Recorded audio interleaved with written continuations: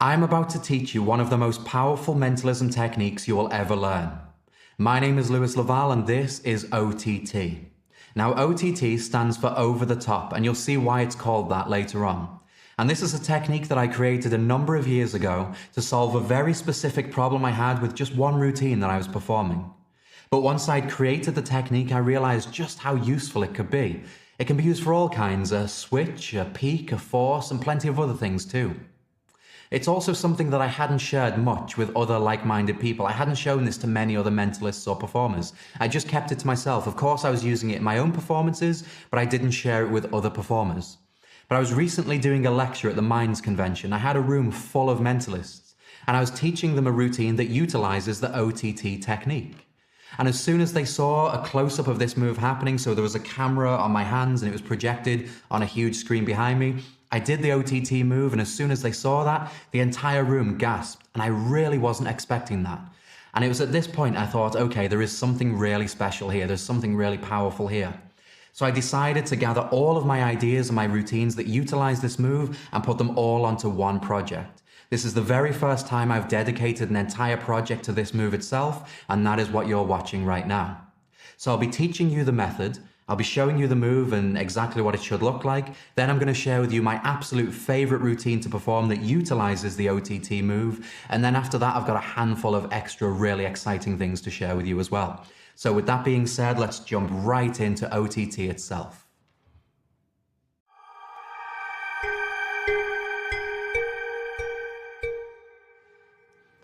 So here, I have a card that says 1. And here, I have a card that says 2. Let's see that again. Here, I have a card that says 1. And here, I have a card that says 1. What you have just seen is the OTT move in action. Essentially, this is a false switch. And I'm sure you would agree it looks absolutely identical to a real switch. Now, by itself, it seems like it means nothing. But when you see it or use it in the context of a routine, that's when you'll realize just how powerful this technique is. So now I'm going to show you how this move works and how you'll be able to do it. It's really easy, and I'm willing to bet that you'll be able to do it on your very first attempt. Then we'll take a look at my favorite routine that utilizes this move, and then I'll share with you plenty of extra exciting things too.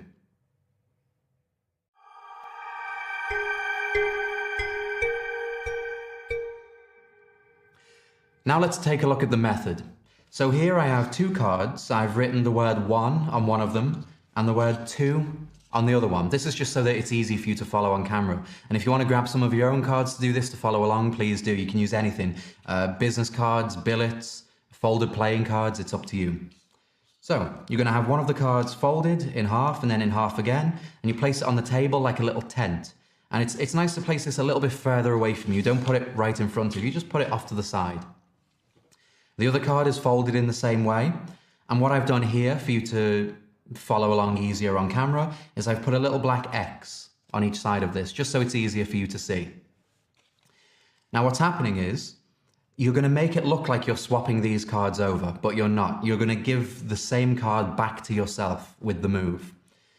So what you'll be doing is you'll be gripping the card between your first and your middle finger like this. And then as you reach across for the other card, you're going to move over the top of it. That's why it's called the over the top move, the OTT move. Because if you can remember what it's called, you can remember how to do it. So it's grip between these first 2 fingers. You move over the top of the card that's on the table as you use your thumb to pick it up. And then you're going to rotate your wrist and you're just going to move your middle finger out of the way. You'll be letting go of the same card again.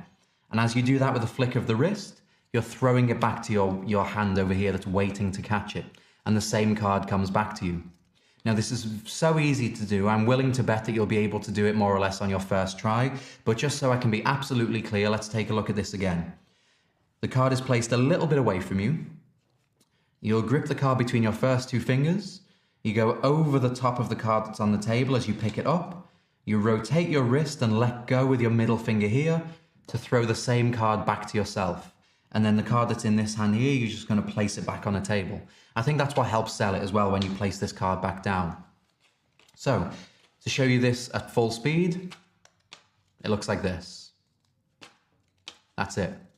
Now you know what the move looks like. I'm gonna hide these crosses, and here's the move again. You would swear that they were being switched. So here's what a real switch looks like. All right, that was a real switch. Let's take a look at the real switch again. Okay, now let's take a look at the OTT move. They just look, I mean, I don't know about you, but to me, these look identical, and the same card is coming back to me. There's a few little tips here now. Even though the move is so simple, when I've taught this to other performers, I've noticed a pattern in things. When they first try this, I've noticed a pattern in things that they struggle with. So I imagine you might have the same sort of issue. So I'll go over those now. Firstly, the card that's on the table, don't have it too close to yourself. Because you know you're doing something sneaky. Now, the thing is, spectators never see this. It just flies by. Nobody has ever caught me with this. Now, it feels risky, and it feels a little bit bold because of what you're doing. And there are times when I've done this, and I think, I can't believe I got away with that. But you get away with it every single time. So you can relax.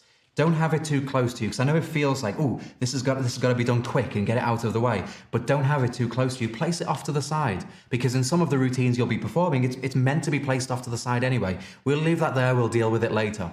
Then you have this card over here. And now to do the move, you're reaching over, you're doing the move, and then you're coming back. So you're going to it for a moment, then you're coming back.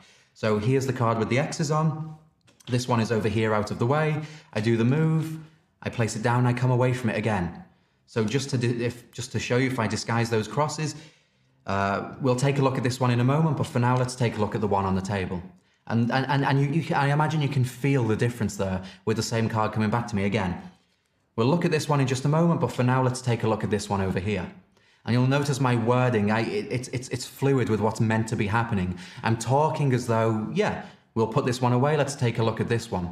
And it'll take a moment or so for your brain to kind of let this fall into place, but that's what's happening. As you're talking, your wording is natural, and just treat the move naturally as well, and it will appear natural. One other thing that I've seen other performers struggle with is, because they know what they're doing, they're trying to do it quickly, right? And I've seen performers do this. They'll go to do the OTT move, and then they'll do this, and they think it has to be fast. They think in order for it to be deceptive, it has to be fast. But if you do that, that's what's going to make it look unnatural. Don't speed this up. What makes this deceptive is the smooth, natural flow, and it doesn't have to be fast. It'll look more unnatural if you're trying to do it quickly, because why on earth would you do that? If you were swapping those for real, why would you do this? Why would you say, okay, we'll look at this one in a moment, but for now, let's take a look at this one. Why would you do that? Please don't do that. And then there's every risk that you're not going to catch it. This will be at its most deceptive if you just go at a good, standard, natural pace. Go at the pace that you would go if you were switching them for real. And that's when it's at its most deceptive. So place the one off to the side, a little bit away from you. Don't do this too fast. Let it be at its own speed. And you're not throwing this card to yourself. You're not using force to get this over there, because stuff like that happens. It's just a natural, nice flick. And then there's a much better chance that you'll be able to catch it. And that is it. That is the OTT move. So before we move into the rest, pause this video, go and practice it. It won't take you long to learn at all. Learn the move, and then come back and we'll take a look at some of the routines that you can use it with. So when the cameras stopped a moment ago, I realized I'd forgotten to mention one more thing. And I could have just left this out, but I want to make sure you've got absolutely all of the information and the little subtleties that will help you out. If you're not comfortable with the throw, you can just pass it to yourself. And if you were to pass it to yourself, it looks like this, right? You can just do that. So let me hide these X's so you can see what it looks like with passing it to yourself. You can do that. And if you're performing outside and it's extremely windy and you're not confident that you'll be able to catch it, then absolutely just pass it to yourself. And again, maybe that's a great way to learn it as well. Maybe start with that. Start with just passing it to yourself. So again, I go to do the move, I pick this up, and instead of throwing it, I'm just passing that same card back to myself in order to do essentially the exact same move. And then when you're comfortable with that, then you can start giving it that little flick and letting go of it and letting it fly over to your other hand. Really, really easy to do. I know it doesn't need to be taught in this much detail, but I would rather over teach it than under teach it, just so you've got absolutely everything and you'll be able to do the move flawlessly.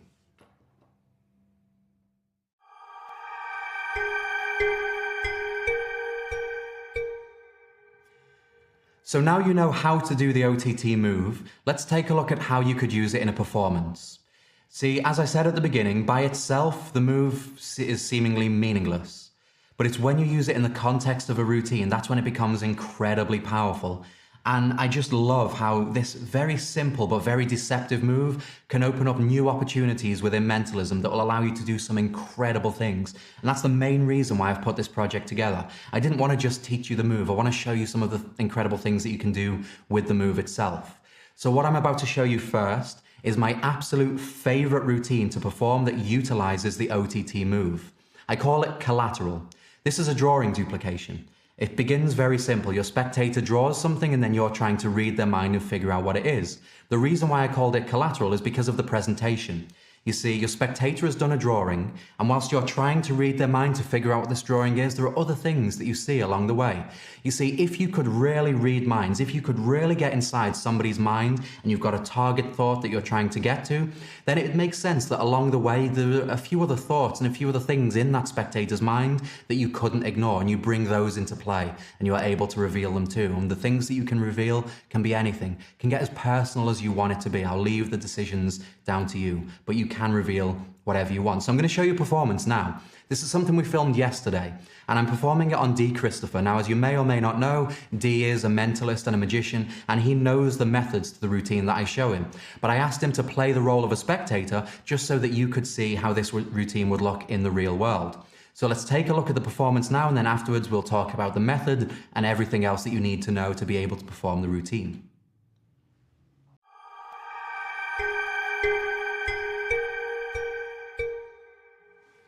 All right, so D, we're going to try something. Essentially, I'm going to try and read your mind. Now, there's this idea that in the same way we share the same physical reality, the idea is we also share... the same wardrobe. And the same, yeah, and the same wardrobe, clearly. We didn't plan this, did we? So, yeah, we share the same physical reality, the same wardrobe, and there's this theory that we also share the same mind. That there is just one mind that we all have access to and can go into at any time. It's like an ocean that's infinite in all directions. Now, everything that we label as our own mind, so our thoughts, our memories, our beliefs, our ideas, and everything, is just our own personal portion of the greater whole. In fact, Schrödinger himself said the total number of minds in the universe is one, and that the multiplicity of minds is an illusion. Now, everything you call your mind might be 1,000 miles away from everything I call mine. But using the techniques I'm going to show you now, hopefully, I'll be able to bring our minds close enough together to share the same thoughts and maybe even the same feelings. Should we give it a go? I think we should. All right, excellent. So I'm going to ask you to do something first, and then afterwards I'll explain why we've done that. But I'm going to hand you a piece of paper and a pen, and I'm going to look this way so that I can't see what you're drawing. But I'd like you to draw a very simple picture of anything you like. So this could be completely random. It doesn't have to be fancy or detailed or anything like that. It can be anything you like. As long as it's recognizable. So please don't draw your abstract interpretation of the meaning of life. As much as I'd love to see that, we'll save that for another day. But I'm going to hand these to you. I'm going to look this way so that I can't see. And don't show anybody else. And don't let the cameras see either. I'm going to look this way.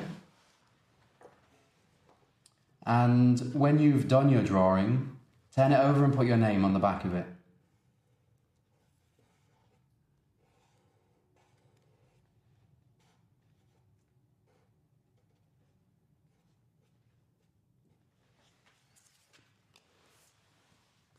Perfect. You got your name on the back? I have. All right, excellent. So we'll put it back in the middle of these. Perfect, thank you. And you didn't show the cameras, did you? I did not. All right, excellent. So, in a moment, I'm going to take the very next card off the top to do my own drawing. But before I do that, I need to explain a couple of things. Whatever you've drawn doesn't matter.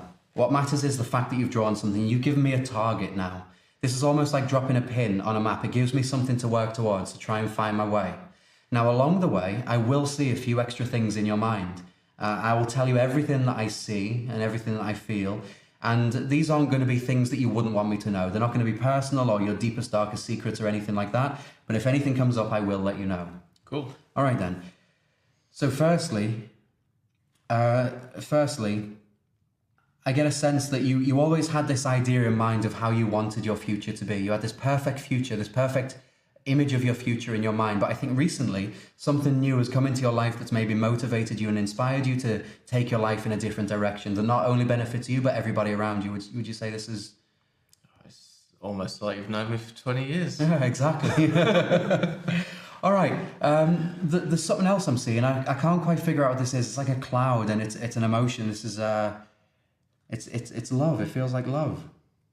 All right. So here's what we'll do. In a moment, not yet, but in a moment, I'm going to ask you to put your hand on over your heart, and the very second you do that, the image of someone you love will appear in your mind. All right. Yeah. And it's not going to be me. All right. So put your hand on your heart. Okay. Excellent. Did somebody appear? Someone's there. All right, excellent. Keep them in your mind for a moment. I'm going to make a note of this before I forget. And I'm going to go with... All right, I think it's this. I hope this makes sense to you, what I've written. Maybe it will, maybe it won't, but we'll see in a moment. I'm going to leave that there. You can put your hand down now. This person that appeared in your mind, who was that? It's my good friend Jack. Your good friend Jack? Yes. Okay, excellent. All right, I'll show you this in just a moment then. Let's get back on track. Let's focus on your drawing now. I think I'm close enough to it to figure out what this could be. This is something gentle. And I there's one in this room, I think. Perhaps. I mean, Yeah, I think... it's a bit like me. Okay, I think I know what this is then. This. Okay, perfect. This is what I think you've drawn.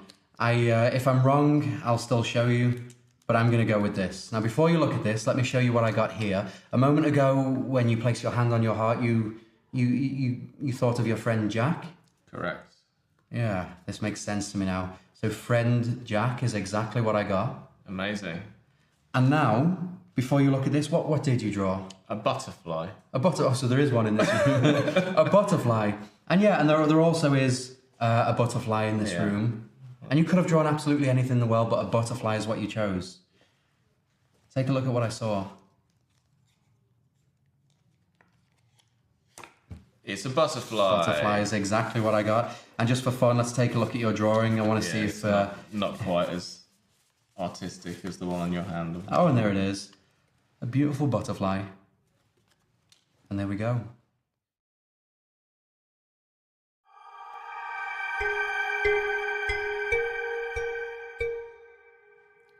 So now let's take a look at the method.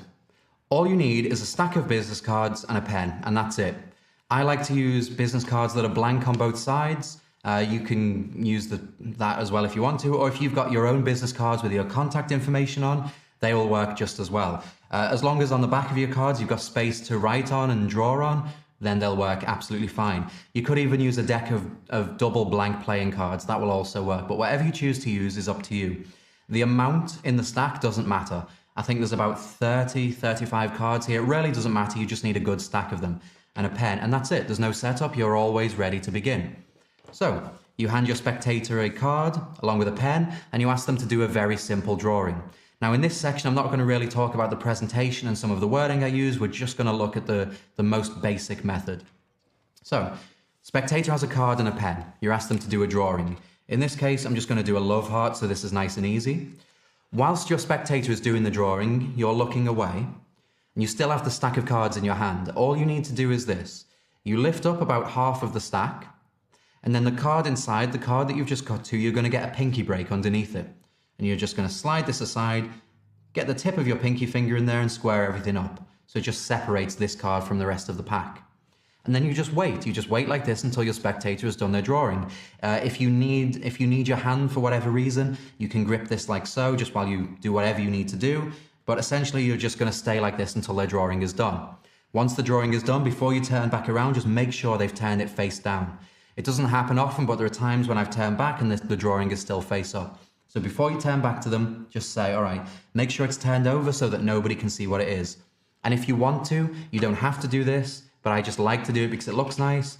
You can ask them to write their name on the back. So in the performance, D wrote his name, so I'll just put D on here. This also ensures that they have turned it over, because if you say turn it over and write your name on the back, it's very difficult to misunderstand those instructions. So they've done the drawing, they've turned it over, they've put their name on the back. I'm in this situation here. From here, all I'm going to do is turn to my spectator and say, excellent, we'll place it back in the middle here. Now you don't need to worry about anybody seeing this because your other hand is covering it. So the most sensitive angle, which is this, is covered by all of this, so nobody can see it. Excellent, we'll leave it in the middle of these. Now if you're worried about them trying to put the card anywhere else, just don't look at them. It's a nice little subtlety. Say, okay, I'm not going to look, just place it back in the middle of these, and they understand that you're not looking, they'll just place it right in the middle there. So the spectator places their card on top here, which is essentially going on top of the card where the break is. So it goes on top, and then all you need to do is drop everything else back on top, but you're keeping the break. So now what you have here is a stack of cards, your break, a blank card, the card that contains the spectator's drawing, and then the rest of the stack.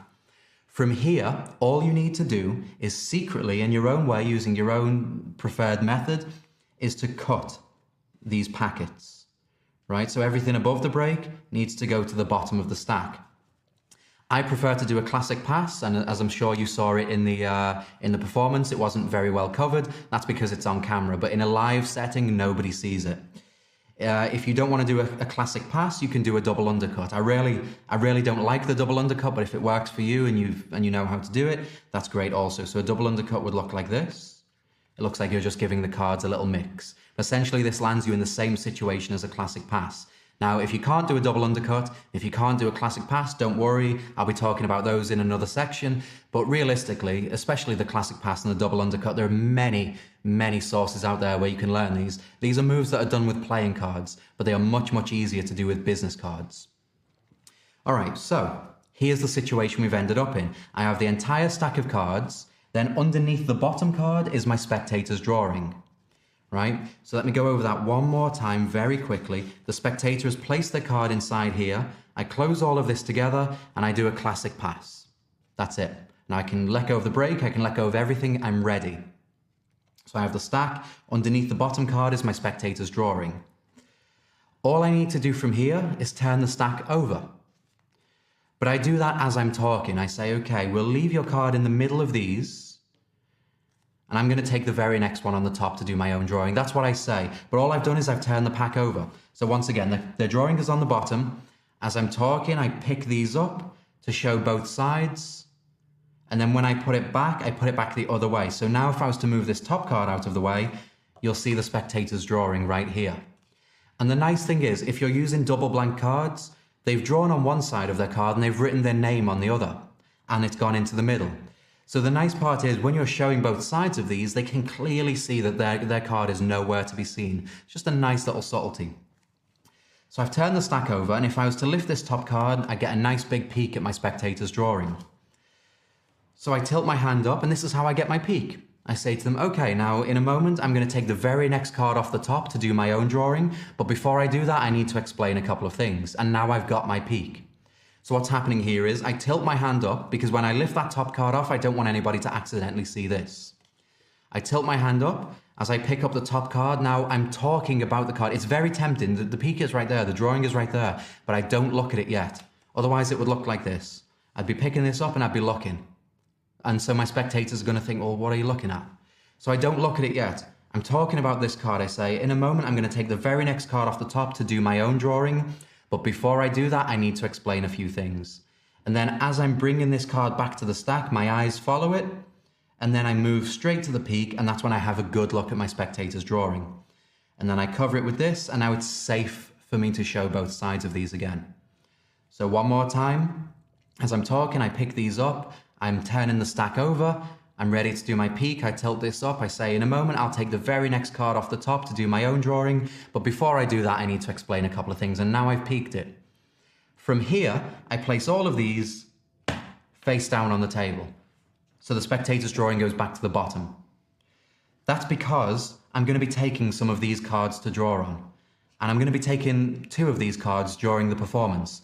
And if I didn't turn those over, so the drawing is here, if I don't do this, if I were to just put these down, when I lift this up to do a drawing, they're going to see what's going on here, and I don't want that to happen. So just so that everything is safe, I've got my peek, I place these face down on the table, and now everything from here is very, very easy. I explain what's happening. They've done a drawing, and I'm going to read their mind and figure out what it is, but along the way, I might see a few extra things. And if you want to use the exact wording, the exact scripting that I use, feel free to go and watch the performance again. So, my reading process begins. I'll throw out a few lines here and there about their personality or what I feel is going on in their life. There's not really any method to that. I just do it. And then I say, okay, I get this feeling of love. Now, I like to reveal the name of a loved one. You don't have to do that. We'll talk about some alternatives later on, but in this example, I'm going with the name of a loved one. So I don't want to say to them, think of somebody you love. I want to dress it up in a nicer and prettier way. So I say to them, in a moment, but not yet, in a moment, I'm going to get you to place your hand on your heart. And the very second you do that, the face of somebody you love will appear in your mind. So do that for me now. It's a much prettier way of asking them to think of somebody important to them. And I use this throughout all of my mentalism now. I won't just say to somebody, think of someone important to you. Think of your father's name. Think of your mother. I don't do that. It's just nicer. And there's not really any method to that. It just happens anyway. Place your hand on your heart. The very second you do that, the face of someone you love will appear in your mind. Do that for me now. And then straight away I say, excellent, do you see them? Perfect. Think about that person for a moment, and I'm going to write this down before I forget. So I behave as though I'm going to write down that it's something to do with this person. They're sat here, they've got someone in mind. Excellent, let me write this down before I forget. Now what I do is I pick up another card, and all I'm writing down is whatever I just picked. So in this case, it was a love heart. I'm not going to draw it, I'm going to write it. So I behave as though I'm trying to figure out what this person's name is that they're thinking of, and I'm just writing down love heart. It's just what I picked. Then I'm going to fold this up as I say, okay, I'm not sure about this. I'll show you in just a moment, but we'll leave this right here. And now all I do here is I behave. I behave as though what I've written in there has got something to do with the person they're thinking of. So I say, okay, and I make a big deal about this. I want them to remember that it was written before they said anything. Okay, so before you look at that, can you tell us all who is the person that you're thinking of? And let's say they said, oh, my father, my dad. I go, excellent, I want to get some more information here. So I say, oh, what's your dad's name, if you don't mind me asking? And let's say they say John. I say, all right, excellent. And I look at them and I smile and I say, all right, I'll show you this in just a moment then. But remember, I still need to figure out what it is that you've drawn. So think about your drawing. And from here, because I know it's a love heart, I can describe it in any way I want. Think of the drawing, okay, this is I think this is a symbol of some sort. It's not a physical item, and maybe it represents an emotion or something like that. And of course, you can get as many hits as you need to here because you know what the drawing is. You say, okay, I think I've got it. I'm not going to draw this, I'm going to write down what I think this is. And now, they've just told me they were thinking of their dad, John. So on this card, all I'm going to do is write down dad, and I'm going to write down John. So just so that you can see what I've written, it's here. Then, I'm going to fold this up as I say, this is what I think you've drawn. This is what I'm going to go with.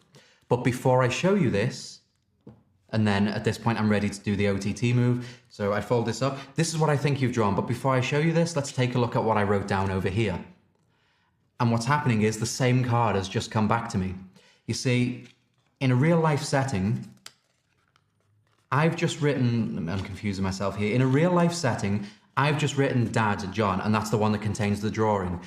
But my spectator believes, they believe this is the one that contains the name of the loved one, and this is the one that contains the drawing, when the truth is it's the other way around. So this is where the OTT move is perfect, because it creates the illusion that you're swapping them. So one more time, this is what I think you've drawn, but before I show you this, let's take a look at what I wrote down here. Now when I wrote this, it didn't make sense to me, but you said you were thinking of your dad and his name is John. That's exactly what I got. And then I reveal it to them as though it was the card that was there at the beginning, but it wasn't.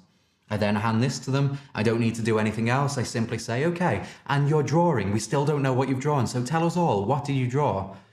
And I can't even remember. Oh yeah, a love heart. Oh, a love heart. Excellent. You could have drawn anything in the world. Take a look at what I got. And I leave it for them to open. They open this up. They show it to everybody. And it says love heart. And there you go, the routine is done. And what's beautiful about this is you can reveal absolutely anything. It doesn't have to be the name of a loved one. And it makes sense. If you could read minds for real, yes, you've got the drawing, that's your target, that's what you're trying to get to. But along the way you go, I'm noticing something else here. Let me write this down. This is something important. It's just a perfect way of adding an extra reveal into the routine. So, Now let's take a look at a few variations and a few subtleties before we move on to the bonus ideas utilizing the OTT move.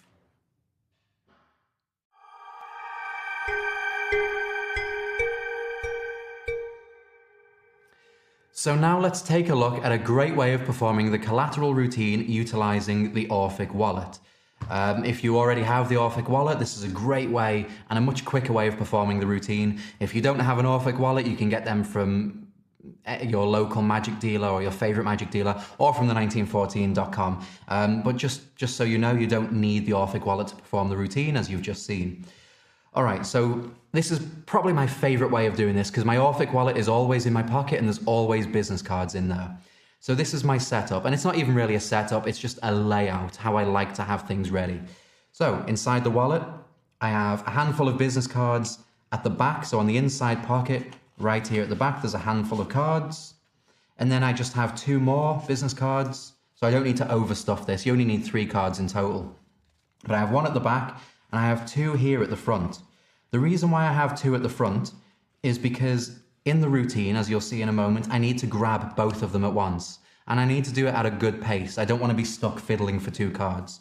So I just put 2 cards there and they're easy to grab. And then I'm set, I'm ready to go. So let me move these out of the way. I have my pen, my wallet's in my pocket always, so I'm always ready to do this routine.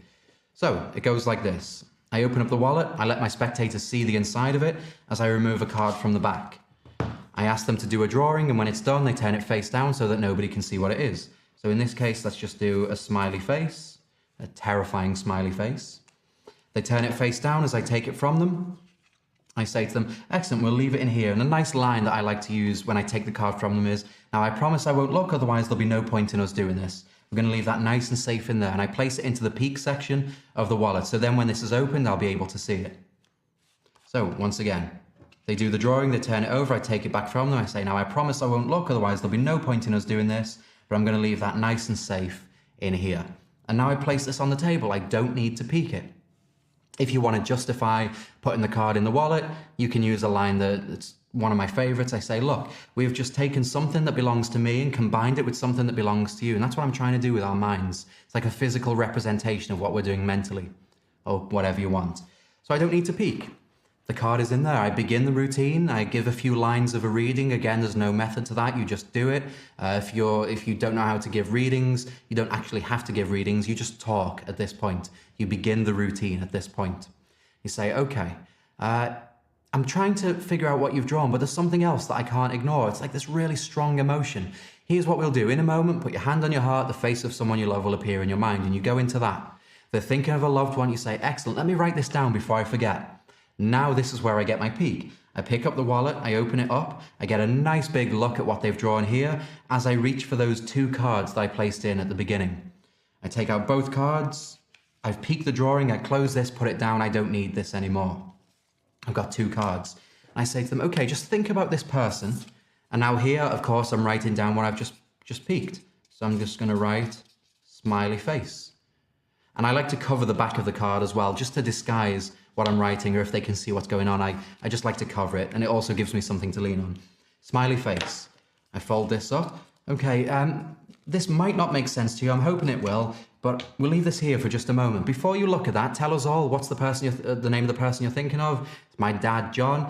Excellent, I'll show you this in just a moment. But first, let's continue with what we started. Let's focus on that drawing. This is something to do with the human body. Whatever this is, you have one of these, is that right?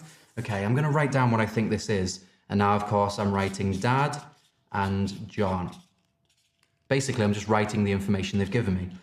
I fold this up. All right, then. So I think this is what you've drawn. This is what I'm going to go with. But before I show you this, let's take a look at what I wrote here. You were thinking of your dad, John. When I wrote this, it didn't make sense to me, but now it makes perfect sense because that's exactly what I got. And there it is. There's the reveal. And your drawing. Tell us all, what did you decide to draw? Smiley face. Take a look. They open this up, and of course, that's when you get smiley face. And the nice thing here is the wallet is still there. So you can say, and just for fun, let's take a look at your drawing. And there it is. The wallet goes back into the pocket and the routine is finished. And that's just a great way of using the Orphic wallet with the collateral routine and, of course, the OTT move.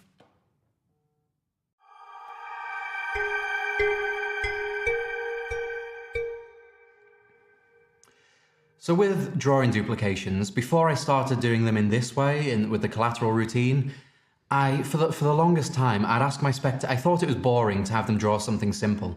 And it kind of is. If you're just doing a standard drawing duplication, they do a drawing, you tell them what it is, the strength of the routine relies on whatever they've drawn. If they do a smiley face or a house and then you reveal it, it just seems like a big waste of time. You feel it and the audience feels it as well. So for the longest time, I'd say to my spectators, draw something that's important to you, something meaningful to you. And that's great, but the problem is most people just cannot draw, or they can't decide what to draw. If you give them too much choice, they get stuck and they don't know what to draw. So while you're turned away, you could spend the longest time waiting for them to decide what they're going to draw. And I work close up, walk around, and sometimes, and I've got to get around all of the tables of people, and sometimes I'll only have 5 minutes with each group, so I'm very aware of the time I have with them, and I don't want that time to be wasted waiting for a spectator whilst they decide what they're going to draw. So this is also one of the main reasons why I put this routine together, because the drawing, it starts simple. You're going to do a drawing and I'm going to try and figure out what it is. And by keeping the drawing simple, when you get your peak, you'll be able to recognize it easily. Whereas if they've drawn something a bit more abstract or a bit more obscure, and you get that peak, you might not know what it is, and then you'll be stuck. Then you might have to waste your one ahead trying to figure out what the drawing is. But keep it nice and simple, get your peak, and then it's done. And then the other reveal, the reveal that's not even written down by your spectator, this can be anything you want. Now, of course, the nicest way to do this is to say to them, place your hand on your heart. The moment you do that, the face of someone you love will appear in your mind. Or if you don't want to do that, you could say, I think this is a family member of yours. I'm seeing this is a female, somebody older than you. Just yes or no. Do you know who this is? Yes. Okay, think about this person for a moment, and then you could do it that way. It doesn't have to be the name of a loved one. You could reveal the PIN number for their bank account, or you could even have them make up a PIN number for the bank account. It can be anything you want. If it exists in their mind, you can reveal it. Now, one way that I was doing this for quite a while, and sometimes I still do, but it really depends on your character and your style, or if you'd even feel comfortable performing it in this way. But sometimes I'll do it like this. They've done a drawing, I've got my peak, and I'm ready. I begin reading their mind. And I'll stop and I'll say to them, you know, sometimes when I do this, I see things that I'm probably not supposed to see. But just yes or no, and be honest with me, is there somebody from your life who is no longer living? And most of the time they'll say yes. I'll go, okay. Just think about this person for a moment. I'm going to write this down because it's not really my place to say this out loud. And I'll use the name of a lost loved one. It's treated with absolute respect, ultimate care and politeness. And I'm not claiming mediumship. I'm not claiming to be able to communicate with this lost loved one. It's simply we started with something silly. This is fun. You've done a drawing. I'll tell you what it is, but hold on. Something much more important. Let's push the drawing aside. There's someone from your life who's no longer with us, and they've been on your thoughts recently, and they've been on your mind recently. Just focus on this person for a moment. I'm going to write this down. And then you could do it that way, because then it's much more powerful. It's not this silly game where they've done a drawing and you've revealed it. If you were a real mind reader, these are the kinds of things you'd be doing. You wouldn't be doing it for entertainment. You'd be giving somebody a special, really mysterious moment that's ultimately beautiful. It might get a little bit emotional, and that's what I mean. If you don't want to handle that, or wouldn't know how to handle that, or it's just not your style, then don't do it. But if it is your style and you do the same sort of things that I do, then absolutely. And for the longest time in my mind, not out loud, but just for my own sort of mental notebook, before I called it collateral, I called it the curveball drawing duplication, because it takes such an unexpected turn. And that was the main thing. I wanted it to start silly, but then there's this quite powerful moment where we drop everything and go, well, hold on, there's something else here, something much more important, something I can't ignore. Think about this person, you write it down, then do the routine that way. And then once they name the person out loud, give them a moment. If they want to share a memory or two with this lost loved one, absolutely let them. Because then it becomes even more beautiful when you say, you know what, just open this up and have a look for yourself. This is what I was seeing. And it's so impactful. And this is ultimately what mentalism is all about. We want the strongest material and the best material. And this is one great way of doing that. Another direction you can take this in is to include multiple people. So sometimes in my walk around performances, I'll get to a table, there'll be multiple people there. Maybe I'm only doing 3 routines and I realize that 1 or 2 of these people, I might not interact with them. They might not get their own routine. So you can include multiple people in this way. So your spectator does a drawing, you place it into the stack, you've got your peak, and you say to them, now you could have drawn anything in the world. And if I'd have done this with anybody else here, they probably would have drawn something different from what you've drawn. And then I turn to somebody else and I say, you know what, just for fun, think about what you would have drawn if I'd have done this with you. You don't have to tell us what it is, just think of what it would have been, and then at the end, you'll see that everybody's choices are different. You got something? Excellent. You turn back to this person, talk a little bit about what they could have drawn and say, okay, I think I've got it. Pick up the card, the pen, you write down what you peeked, fold it and place it on the table. And say, now before you look at that, just because I did ask, what would you have drawn if I'd have done this with you? And let's say they say a dog. I look at them strange and I go, a dog? But you didn't draw a dog, did you? And I act a little bit confused and say, okay, and that shows you that everybody's choices are different. I'll be honest with you then, I rushed this a little bit because what I've written in here is not going to be what you're thinking. I've got this wrong, and then I place the card to the side. Focus one more time. I'm going to have one more attempt at this, and now I can start to reveal specific things about what they've drawn, because I already peeked it at the beginning. I say, okay, you know what? I think I've got it. And I write down dog. It's the thought that they had. I fold this up and I say, this is it. This is what I think you've drawn. But before I show you this, let me show you what I got here. And I do the OTT move. Say, when I wrote this down, I could have swore it was coming from you, but it must have been coming from you because, and then I open it up, I got dog. And there's this amazing extra reveal that you wouldn't have otherwise had. They were just thinking of it. And again, this is why I gave it the name collateral, because you're trying to read minds, but there's other things around you that you're picking up on. I wasn't even doing the routine on you, but I picked up on this. How weird is that? But what did you draw? And then whatever they say is excellent. On my second attempt, take a look at what I got. They open it up and there's the reveal. And it's just, again, beautiful way of doing things. It takes no extra effort, but then you can read multiple minds at once or reveal anything you want at once. This is why it's my favorite routine to do with the OTT move. And I hope you enjoy it too.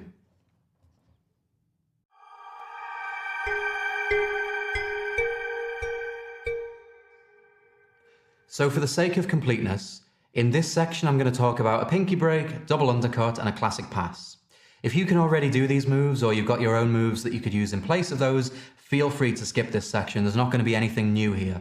But if you can't do a double undercut or a classic pass or a pinky break, this section is for you. All right, so we're going to start with the pinky break. And it's the easiest thing in the world. I've got my stack of cards, and essentially it's this. I'm going to push over the top card to one side, separating it from the rest of the pack. I'm then going to use the fleshy part of my pinky finger to lift that card up a little bit. And then when I bring everything back to square everything up, my pinky stays here. So it keeps a nice big separation, a nice big break between the card and the rest of the pack. Now from the front, you can't see anything. But from the back, I've got this huge opening. But again, from the front, you can't see it. And if you can't do this, absolutely learn it, because it's going to be one of the most useful moves you'll ever learn. So again, you're pushing the top card over, your pinky finger goes in, you square everything up, and then you've kept your break here. And this can be done from anywhere in the deck. So in the collateral routine, for example, you pick up about half of these, you get your pinky break, and then you're ready. And that's it. It's as simple as that. It might take a little bit of practice if you've never done one of these before, but it's very easy. Within an hour of practicing, you'll be able to do it. So now let's take a look at the double undercut. This one is incredibly easy. This is a control, and again, there are many sources out there where you can learn this, and you can even learn this for free. But whilst you're here, I might as well show you. Essentially, it's this. We've already got a break in the middle of the pack. So I've got my pinky break somewhere in the middle for whatever reason, and what I'm going to be accomplishing with this is simply cutting the deck. That's it. So everything that's above the break is going to go to the bottom of the pack. That's what's going to be happening here. But it's done in a way that looks like you're mixing the cards. It's disguised as a mix, like a very simple mix that you're doing with the cards. So it looks like this. I've got my pinky break. I'm then going to take hold of the entire pack of cards with my other hand. So I'm reaching over on the top, and my thumb is going to take over from where the pinky is. So I've got this nice big gap here where my thumb goes against all of these, and I grip the cards. I'm going to squeeze slightly so I can let go now with this hand. I can take my finger away, but I've still got the break. Then from here, so I've got the top half and the lower half. I'm going to grab the lower half. I'm going to take about half of these cards away from it. Right, so I'm going to cut that in half and I'm going to bring them to the top and just put them on top of the pack, and I'm going to use my first finger here to secure it in place so they don't fall. Then I'm going to take the rest of that lower half and put it on top. And that's it. Job done. So from the front, it looks like this. I've got my break. I do my first cut, my second one, and there we go. Do you know what I've decided? I'm going to, just to make this easier to see, because again, if you've gotten this far into the video, I assume you genuinely don't know how to do a double undercut or a classic pass. So I want to show you this in the best way that I can. I'm going to draw an X on this card here. And let's say this card is in the middle of the pack and I want to bring it back to the top. Right, well, I get my pinky break, I put all of these. So from the front, it looks like I'm just holding the cards. But from here, I've got a pinky break. Let's say I want to bring it to the top. I do my double undercut, and there we go, it comes back to the top. But from a spectator's point of view, so let's put that back into the middle. From the spectator's point of view, it looks like you're just mixing the cards a little bit, but what you're doing is secretly bringing it back to the top. So one more time, it's in the middle, I've got my break, I need that card with the X at the top. So we mix the cards a little bit, and there we go, it comes back to the top. And that is the double undercut. Now let's take a look at the classic pass. The same thing is happening. A card is in the middle and you need to get it to the top or to the bottom or wherever. I've got my break. Now what's happening is the deck is split into two sections. Again, there's the top half and the lower half. With my hand that's not holding the cards, I'm going to go in from the top, but I'm going to be gripping the lower half. Right? So here's the lower half and I'm gripping it like so. I'm using my middle finger, my ring finger and my thumb, and I've got it. So from here, I can bring up and it does take a little bit of practice this, but my ring finger is going to be brought up like this. And I'm going to keep some pressure with my thumb and my middle finger so that packet is tilting up like so, right? So I'm moving this finger up and the packet tilts. With this hand, so let me show you it like this. I've got my break and the rest of these cards are on top. Because I've got that break, I can push with my pinky finger and also apply some pressure with my ring finger. And what's going to happen is this. That top packet is going to start to lift up. And I'm, of course, supporting this with my other fingers to make sure I don't drop anything.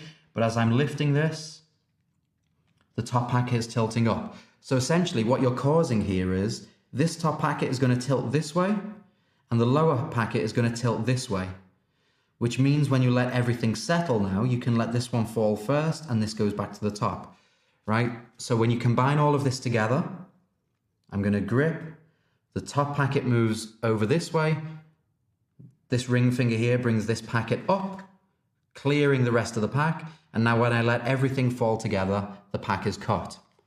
So just to show you that at full speed, I've got my break, and at full speed it looks like this.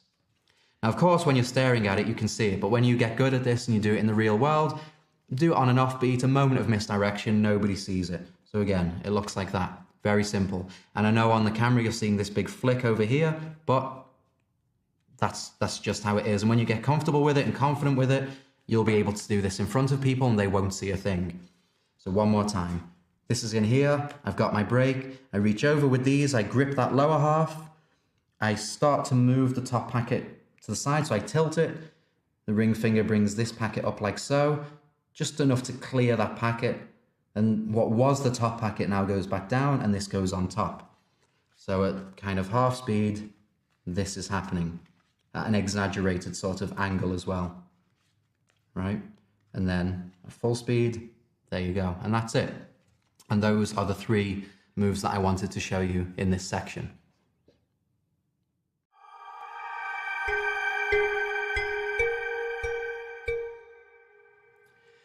So now that you've seen my favorite routine to perform utilizing the OTT move, I'm going to share with you now a couple of other things that I know you're going to get excited about because I get excited about them as well. I'm not going to be showing you full routines with presentations start to finish. There's not really any point. You already know the OTT move, so now I'm just going to give you a few extra ideas that you can take that utilize the move and then build routines and presentations around them. I think that'll be the best way to approach this. And I recommend please watch all of these because even if there's only one of these that you perform, it'll be totally worth it for me. So watch them all, choose your favorites, and then go out there and blow some minds. So firstly, the first thing I want to talk about is something I call intuition versus guessing. And this is a great routine for if somebody asks you, how did you do that? How long have you been able to do this? Is this something I could ever do? I mean, and the thing is, if a spectator says to you, is this something I could ever learn? You could just point them to the 1914 and they'd be able to learn it all, but obviously you're not going to do that. You want to still inspire them. They're not, when people ask you for a method or how you did something, that's not really what they're looking for. You just want to inspire them. And this is a great way of doing that. It's a great routine. Also, it allows your spectator to appreciate just how difficult it is. So if you, let's say you frame your performances as intuition. I'm an intuitive artist. I use my intuition. By using this routine I'm about to show you, you're having your spectator use their intuition, and it inspires them because they get this right, but it also kind of gives them a new perspective on what you're doing. If your performance is believable, they'll look at it and think, okay, well, if that's what he's doing, I appreciate it more now. I've tried it and it worked for me, but imagine how difficult it is to do this all the time or whatever. I think I'm looking too far into this. Let's just look at the routine. Intuition versus guessing.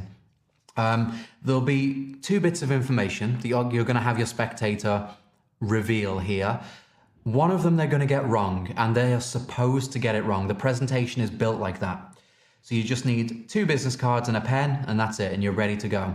So you say to your spectator, all right, so the difference between intuition and guessing is this. When you just guess something that's random off the top of your head, you just give it a go, you have a guess.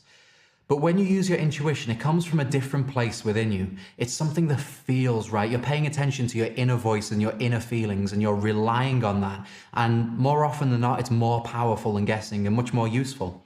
So that's what I'm going to have you do. I'm going to have you use your intuition to try and pick up on something, and then I'm going to have you guess something. And then at the end, we'll take a look at the results, and hopefully they'll speak for themselves. So firstly, using your intuition, because that's what inspires me more. I'm going to write down the name of somebody important to me, somebody in my life, somebody who you don't know.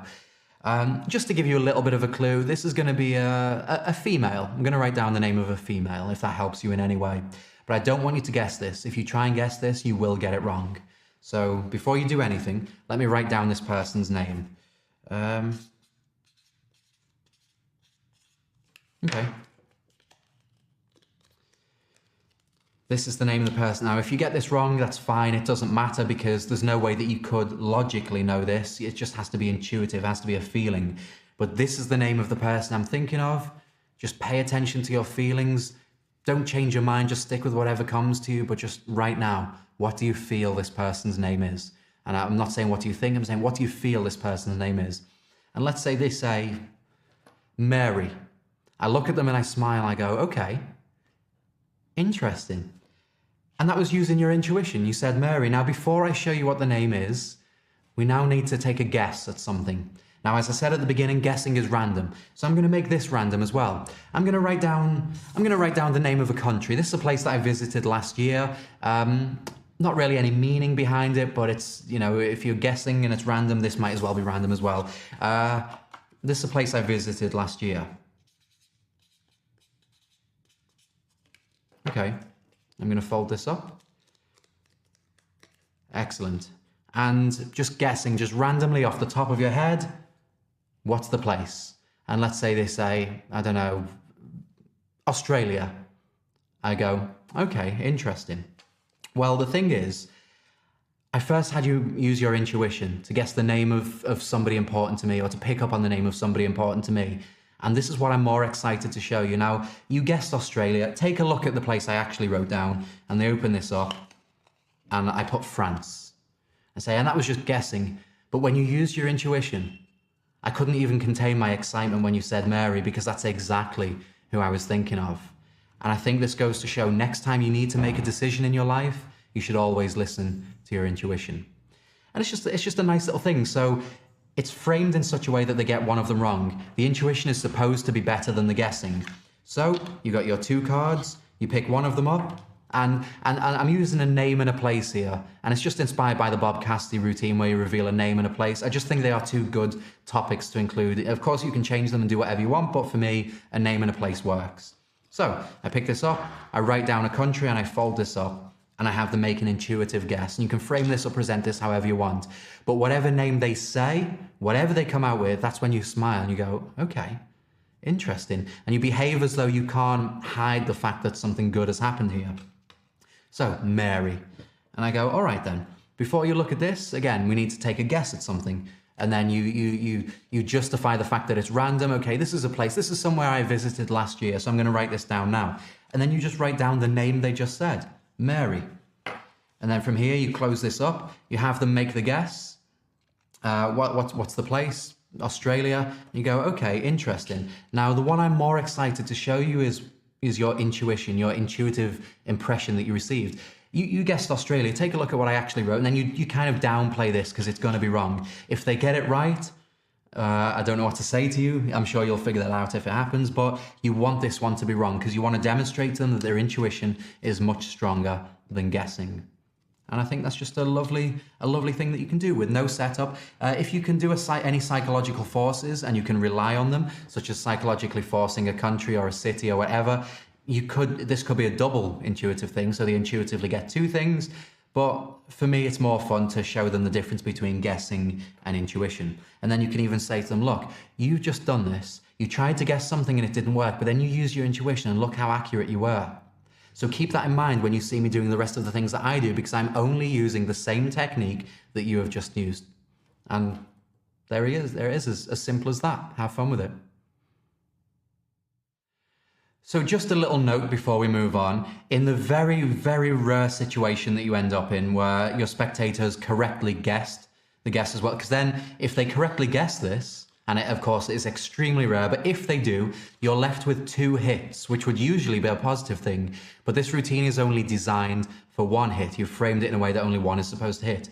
So in the previous section, I was joking when I said to you, if the spectator correctly guesses, I don't know what to tell you.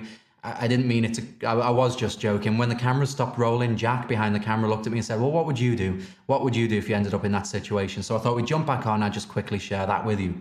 So I've framed everything as though the guess is meant to be wrong, the intuition is right, but for some reason, they've guessed it correctly. I would show them both, because it's going to be a great feeling for them. And I'd say, this almost never happens. And I really wasn't expecting to happen this time either.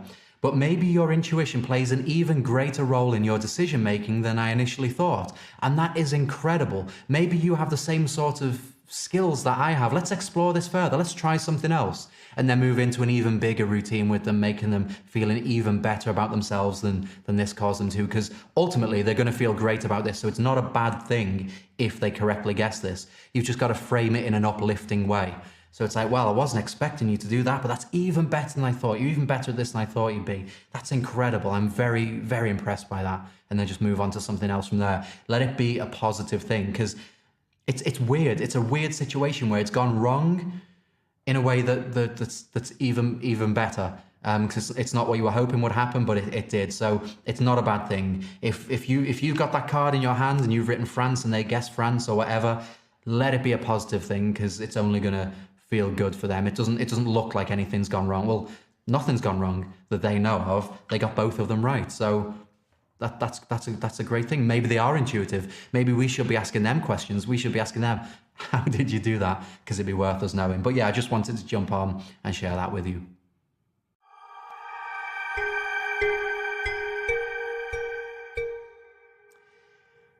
So I call this little piece I'm about to show you Hit Like a Psychic. And this is for if you do any sort of readings. I'm not going to teach you how to do readings here. There are plenty of resources out there to learn how to do them. I've already put loads of stuff out on readings myself, and I've got even more stuff coming up. This isn't the place to learn to do readings, but if you already do them, so whether they're tarot readings, palm readings, intuitive style readings, whatever they are, this is a great little sneaky little thing that you can do. I'm personally very comfortable with giving readings completely propless, intuitive, just talking and giving readings to people.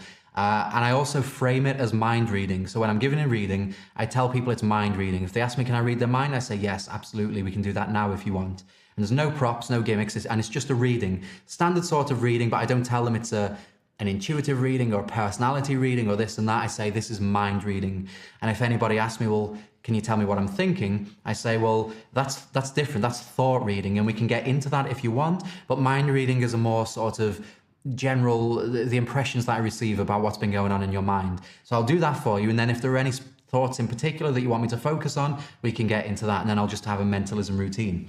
But this is for the readers out there. So you have, again, 2 business cards and a pen. And you say, well, you bring out one to begin with and say, okay, and your spectator knows that they're expecting a reading from you, not a routine. They're expecting a reading. So you say to them, okay, before we begin, I'm going to make a note of the initial impressions I receive about you. Rather than talking about them later on, I don't want to forget these, so I'm going to write them down now. These are just a couple of things that I sense about you. So give me a moment to do this.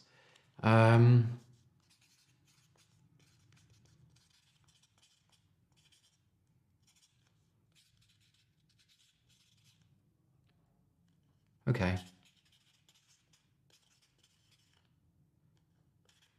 Okay. Some of these will make sense. Some of them might not make any sense at all. But these are the sort of first impressions I'm receiving when I sit opposite you. I'm going to leave them right there for now. But just so that I can check my accuracy, are you currently in a romantic relationship? Do you have a partner? And let's say they say yes. Excellent. What's your partner's name? And let's say I'm doing the reading for a lady. They say their name is Steve. Steve, okay, excellent. And what do you do for a living? What are you currently doing right now? What work do you do? Let's say they say I'm an artist. I say wonderful, excellent. And what kind of art do you specialize in? I'll let it be a conversation. I say excellent. And what are your ambitions for the future? What's your main sort of goal for the future? And let's say they say they want to move to another country. I say, all right then, excellent. You see, the main sort of areas of your life that I'm picking up on right now are your relationships, your career, and your ambitions for the future. So these are the 3 topics that I'm going to focus on right now. And let me make a note of these before we forget, because that's what I'll be talking about for your reading. So it's your relationships. So relationships, your career. So I'll make a note of that. So career. And your ambitions. So let's write ambition.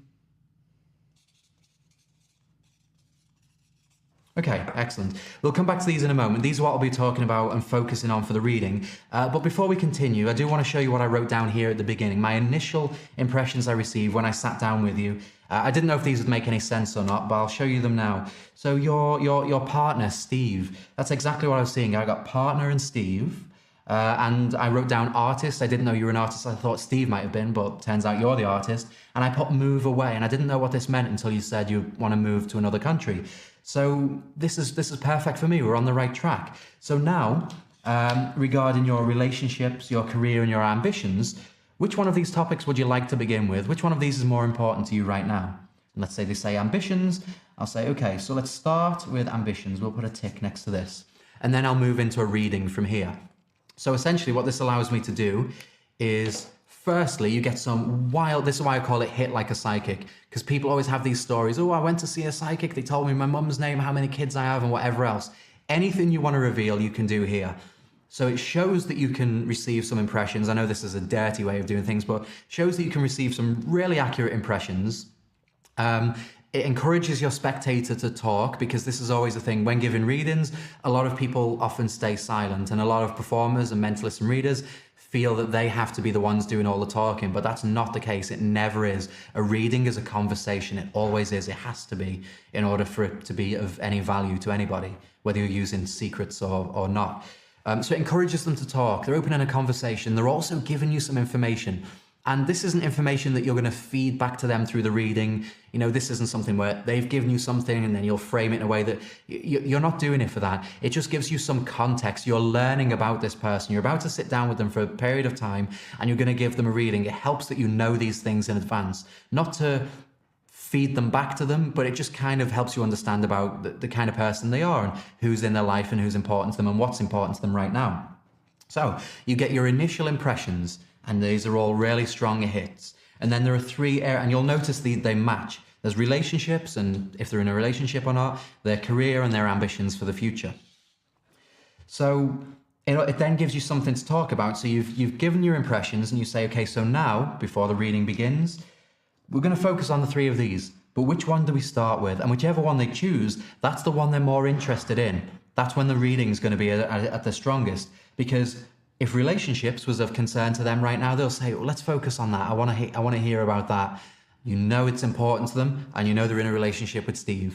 So again, that gives you a great starting point. But in this case, let's say they chose ambitions. It means that the relationship in their career is kind of stable and it's all right. They don't have any questions or concerns in that area of their life right now. But ambitions, this is what's been on their mind. That's the one thing they're going to want to talk about. You might not even bother with the others if the reading is strong enough for ambitions. Or if you wanted to, another sneaky little trick. It's just an old psychic thing. By the time you've done the reading for ambitions, you could say, you know what?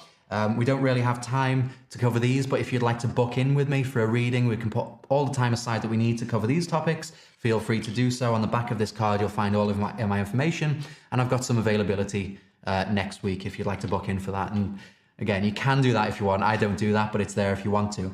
So again, what happened there was I'm bringing out the card. So I'm going to write down the impressions I received first. I take out a card and all I'm writing is relationships, career, and ambitions. And I've chosen these because all three of them are different. Career and ambitions could be related, but the career, like what are you doing right now? What's your work path? And ambitions could be outside of that. What's your goals in life? And then relationship speaks for itself. If they're not in a relationship, you could find something else to write when it comes to this, but they will give you the information that you're going to put there anyway. So, and they're quite long words. And I've chosen them because you could just write love. You could write love, job, and goals, but they're very short and you don't know what information you're going to get back from them yet. And they might be long. So I wrote partner Steve, has the same sort of length as relationships. So they see me writing something. These are my impressions: relationships, career, ambitions. This goes down there, and I say, just so that I can check my accuracy before I move on. And then I just ask them the information I want to know. So I start with relationships. Are you currently in a relationship? And in a reading environment, it's okay to ask them this. They've come to you for help or guidance on something. So they understand that it's okay to share this information with you. And you can even say, what we talk about stays between us, but just so that I can help you get the most out of this, are you currently in a relationship? If they say yes, get some information there for your card. If they say no, you can say interesting, because relationships is kind of a thing that I feel has been on your mind right now. Has a relationship previously ended? Is something start? Are you dating? You can kind of push it in that direction instead. Get something to write for relationships, then get something to write for their career and something for ambitions. And then continue on by saying, yeah, you see, the thing is, of all the different aspects of your life right now, the things that are coming through to me strongest, the things I'm picking up on strongest, are your relationships, your career, and your ambitions for the future. So these are topics I'm gonna cover during our reading. So let's write these down. And now you pick this up, you write down all of the information they've just given you. You fold this up, you say, excellent, we'll come back to this in a moment. Let me show you my initial impressions that I received. And you could guess some of this a little bit wrong. You don't need these to be perfect hits. And you can jazz around with it. Okay, I wrote artist. I thought Steve was the artist, but now I realize it's you. And just, it's conversational. Again, these aren't hits. It's not a mentalism reveal. This is a conversation. So you talk about these, you get all these amazing hits, and you say, okay, so now let's continue. So of the three topics, which one would you like to focus on first?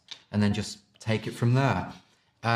I understand that most people watching this probably aren't going to do this, but if there are anybody out there that do readings and you want to incorporate these really strong hits at the beginning of your reading, and it gives you a nice format, it gives you, it's a useful tool. If you're into giving readings and you're comfortable giving readings, this is a really useful tool to use if you want to. It doesn't take any setup or any extra effort, just 2 cards and a pen, and you're ready to go.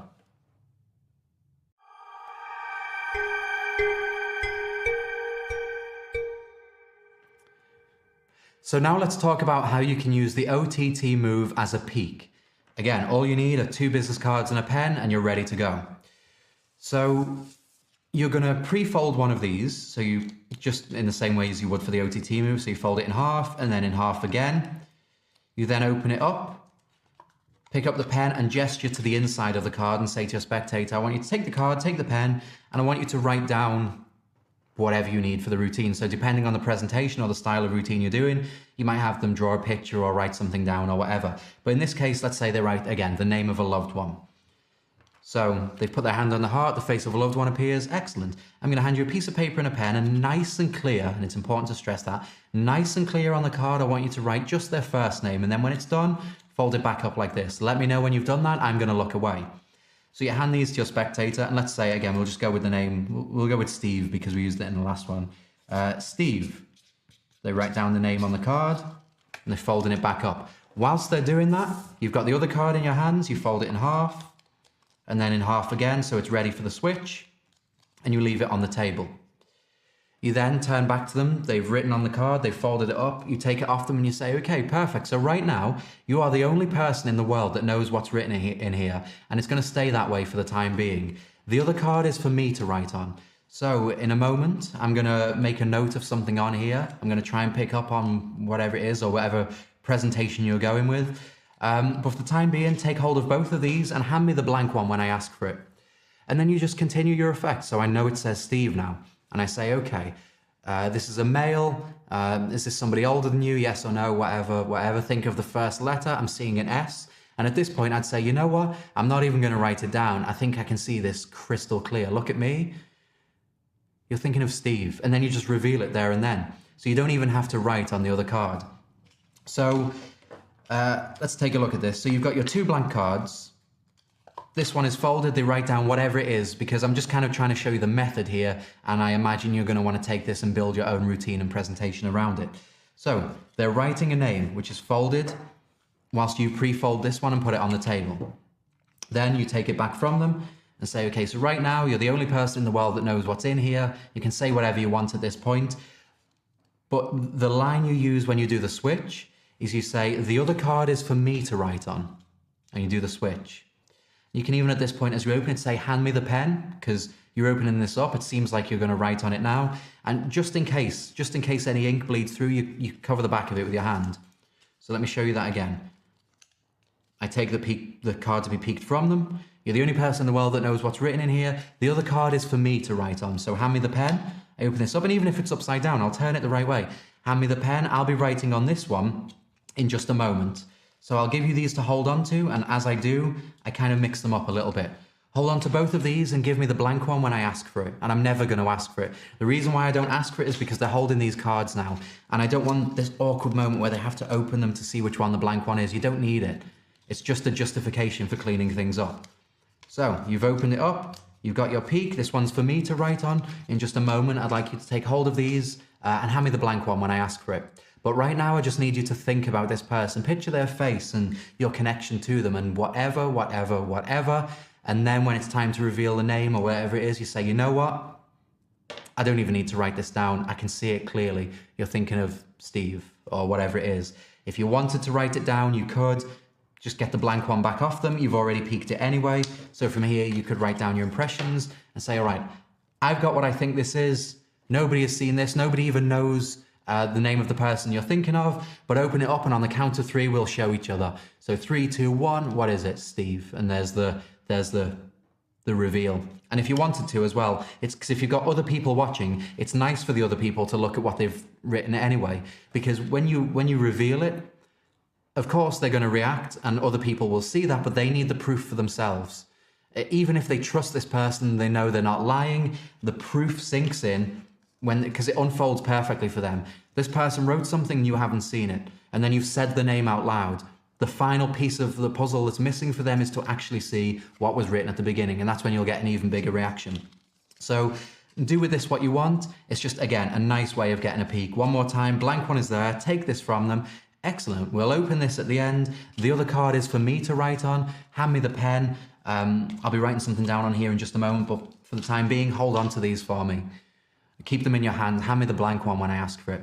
And there you go, there's the peek done. You can change the wording around here. I just wanted to show you that you can take the card that you want to peek, do the OTT switch, and then open this up and have a look right in front of them, and it absolutely flies by.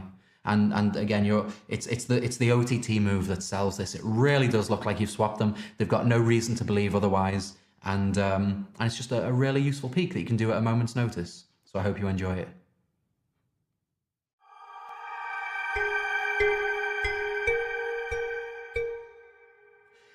So this is the gaffless force bag. Now, I imagine you're familiar with clear force bags. If you're not, you can find them anywhere. Essentially, it's a clear plastic bag that's got a divider in the middle, again, with clear plastic. In one side of the plastic, you'll have cards that have different things written on them, or different playing cards or whatever. And in the other side, so on the other side of the divider, you'd have cards that are all the same. So you can open the side where they're all different, take out a few and show that they're different, put them back in, mix them up, and then open the other side for your spectator to choose one out, and they'll only then be able to choose from the portion that are all the same. So essentially you're forcing whatever you want. But using the OTT switch, you don't need a gimmicked bag. You don't even need to use a force bag anymore. So I have this little document wallet just because, well, you can use anything really. This is just because I had some billets in there already, but you could use a sandwich bag, a Ziploc bag, as long as it's clear. You could use one of those A4 sort of clear document sleeves. You could have a bowl, a whiskey glass, anything that you can put cards or billets into, you'll be able to use. And what's nice about this is there are no duplicates of the thing that you're going to be forcing. There's only one, and that's really nice. So everything can be borrowed, and there are no gaffs or gimmicks here. So you're completely bulletproof. You start and end completely clean, and there is no setup. Just borrow these items and you're ready to go. All right, so I have some cards. Now, these are some of the cards from the previous things that I've shown you. I've just folded them up to give you an example. And they do have different things. So this one's blank. This one, what's on this? One of the Dad John billets. So they're all just random. But let's say what I want to force is this one right here, and I've drawn a big X on it.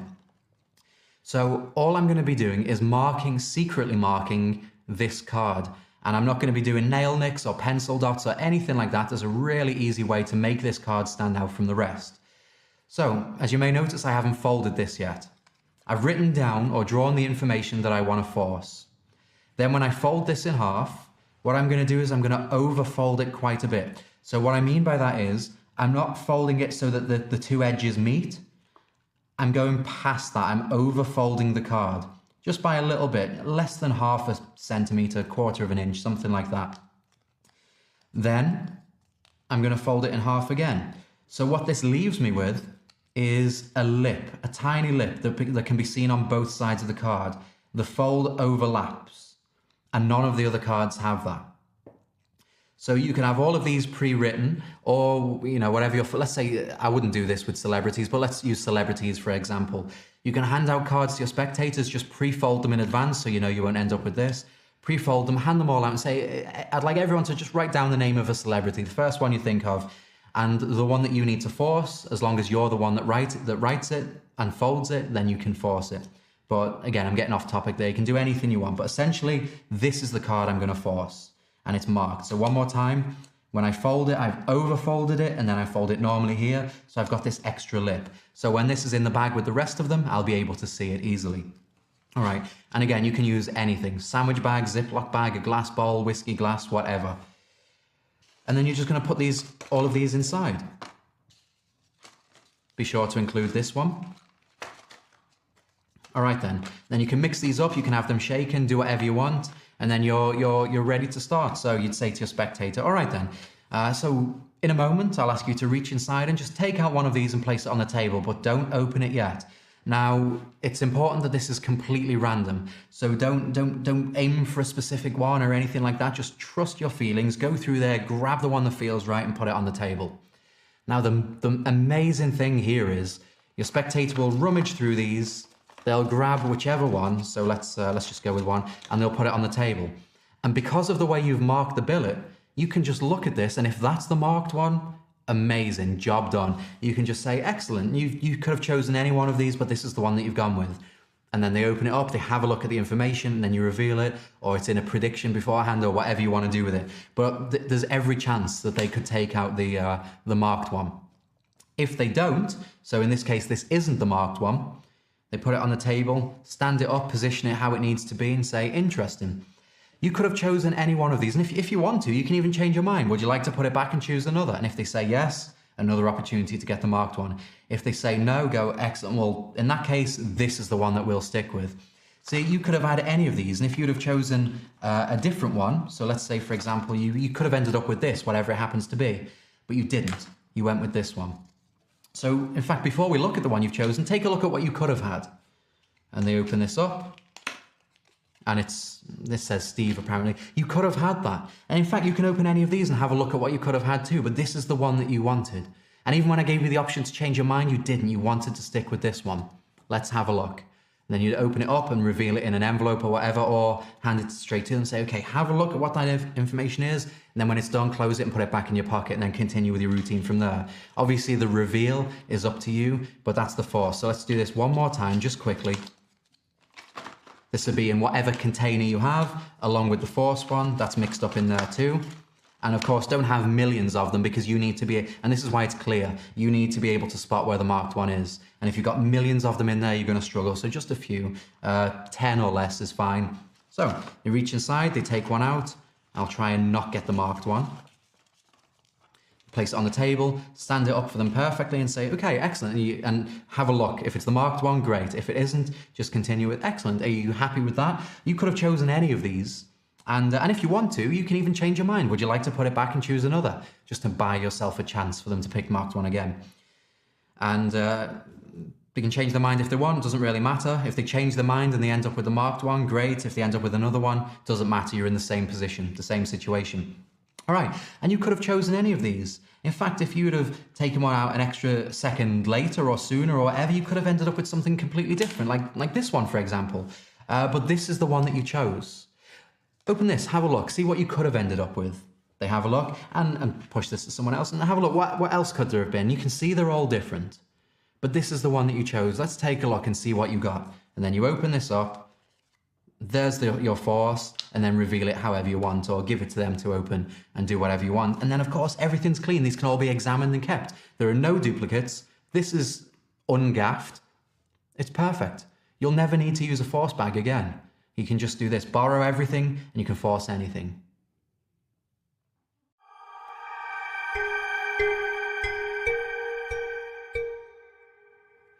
So this is two-person telepathy. Now, the method for this is really cheeky, but I think you'll like it. This would be great for a parlor-style setting, but of course you could perform this close-up too if you wanted. All you need are 2 business cards and a pen, and you're ready to begin. You also need 2 spectators. And you say, all right then, so we're going to be doing an experiment in telepathy. One of you will think of something, and the other one of you will try and receive what that thought is. So rather than doing telepathy with me, we'll do some of that later on. This is between the 2 of you. I want to see if you can do this. So, as I say, one of you will be the sender, one of you will be the receiver, and both roles are equally as difficult. You see, whoever the sender is has to be able to project a thought to somebody else or transmit a thought to somebody else, and the receiver has to be open-minded enough to be able to receive that thought. Without efforts from both sides, this cannot work. So, we're going to keep this nice and simple because it is extremely difficult to do. I'm going to assign you your roles, and we'll use these pieces of paper to do this. So firstly, this will be receiver. This will be receiver, and I'm going to give you some extra information, some extra instructions on what you need to be able to do this. So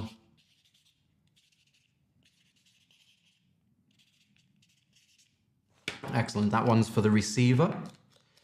And of course, the other one is for the sender.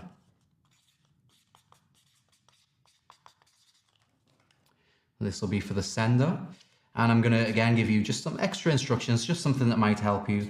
So,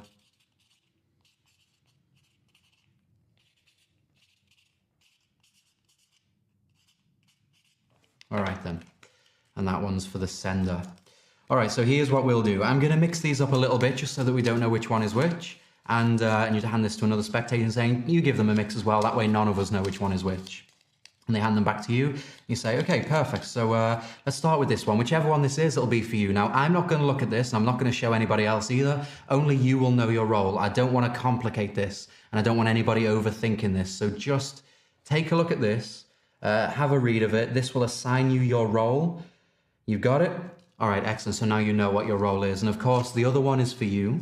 So again, none of us will look. Just take a look at this. You know your role? Excellent. And we'll put these off to the side. So one of you is the sender, one of you is the receiver. Whichever one of you is the sender, I want you to get a clear image in mind of what the thought is that you're going to be sending. See it in perfect detail. And whichever one of you is the receiver, just keep a nice, clear, open mind. And when you receive the image, it'll feel like it's coming from your imagination. But it's not imaginary. You're not imagining it. You've just got to be willing to receive it. All right, so take a look into each other's eyes. It'll be a little bit uncomfortable at first, but that discomfort will settle. And then suddenly you'll realize you'll be able to do this. Take a few moments to do that. So you give them a few moments to have their moment. And then you say, okay, now at this point, I feel that you both have a thought in mind right now. So on the count of 3, I'll snap my fingers. And when I do, I want you to both name out loud the thought that you have. And let's see if this works. 3, 2, 1. And they'll both say the same thought out loud. In this case, it would be an apple. And they both say apple. Excellent. And then you're left clean. These can be examined if they want. You leave them to talk amongst themselves. And now let's take a look at the method. And I've got a nice, funny little line you can use to clean this up at the end. So what's happening here is, on the first card, the extra, so I wrote down receiver and I show it to everybody. I want them to see that it says receiver. And then my extra instruction was keep an open mind. This is folded and placed on the table, and it's folded neatly as well. This one doesn't need to be marked. But then the one for the sender, again, I write out the word sender at the top and I let them see, just so that they can see that both of these are different. And then my extra instructions were please think of an apple, or whatever you want to force, or whatever you want the thought to be. Then, in the same way we did with the previous routine, you're going to mark this. You overfold it, and then you fold it normally. So you end up with that extra lip, just so it's different from, so that when these are mixed, you will know which one it is. You mix them up. You can have somebody else mix these up if you want. You take them back, and then just pick up the one that you know is the sender. So it's the one that's marked. This one goes on the table. You say to the other person, all right, I'm going to show this to you. I won't show it to anybody else because it'll overcomplicate things. And I don't want to risk not being able to do this. Let's just keep this clean and clear. I only want you to see this. And of course, I know it's the one that says sender. So I let them see this. I make sure it's the right way for them. And they are reading sender. Please think of an apple. So you fold this back up. You do the OTT move and you say, and of course, the other one is for you. So take a look at this, and they're getting the same one, so they both think they're the sender. This is a really, really old stage mentalism ploy, but it was usually done with duplicates and things like that. I've not seen it done in this way before. So they have their role, so now they both think they're the sender. So you say to them, all right then, now if you are the sender, you should already have a thought in mind by now, and of course it's the apple. And whatever this, and this thought, whatever it is, make it nice and clear. However you choose to imagine it, that's up to you, but make it nice and clear in vivid detail in your mind. Whichever one of you is the receiver, and you can say whatever you want here, because none of them are the receiver. Yeah, you'll get this strange feeling, and the thought will just appear slowly, like in a cloud, in a mist, in your imagination, whatever. They're both thinking, they both think they're the sender. So then you have them look at each other, give them a moment to do this, and you say, okay, so right now, I feel like you both have a thought in mind, because this person will think they are the receiver, and this person will think they are the receiver. And of course, they both have a thought in mind. It's the same one from the paper. It's an apple. So you both have a thought in mind. Here's what we'll do. I'm going to say 3, 2, 1. I'll snap my fingers, and I want you both to say out loud the thought that you've got, or the thought that you got, whatever you want to say. 3, 2, 1, and they both say apple. And then this is great. It looks like you've just caused telepathy between two people. And these are clean. Of course, one of them says, think of an apple. You don't have to show them. You can just put these away, place them off to the side and send them back to their seats. That's why it's great for parlor, because you're trying to avoid them talking afterwards. If you've done this for close-up, there is every risk that they will talk afterwards and say, well, I was the sender. And the other one will be like, well, no, I was the sender. So if you just want to clean that up a little bit before you leave, you say, now, telepathy is a very strange thing, and it's not something we experience in our daily lives. And when we experience something that's unnatural to us or a little bit different from what we're used to, the brain chooses, or the mind chooses, various ways to understand what happened. And I don't know which one of you was the receiver, but from this point on, you might even start to feel like you were the one that originally had the thought and were trying to send it. Maybe that's your brain's way. That usually happens. It might be different for you, but and basically what you're doing here is you're just justifying them both thinking they were the sender. So my main point here is, I don't know which one of you was the receiver, and none of them are going to put their hand up anyway. I don't know which one of you it was, but whoever the receiver was, when you receive a thought from somebody else in this way, the only time the mind can sort of really try and understand what happened there is if it convinces itself it came from the self originally. So you're basically saying, look, you know, you might think you were the sender, even though you're the receiver. And this is a line that I don't have perfectly fluid. This isn't a script that I don't have because I've only ever done this in a parlor setting and I've never needed to use the line. I picked two people who don't know each other, two people who aren't going to speak afterwards. And it's just a great little piece. So I hope you like it.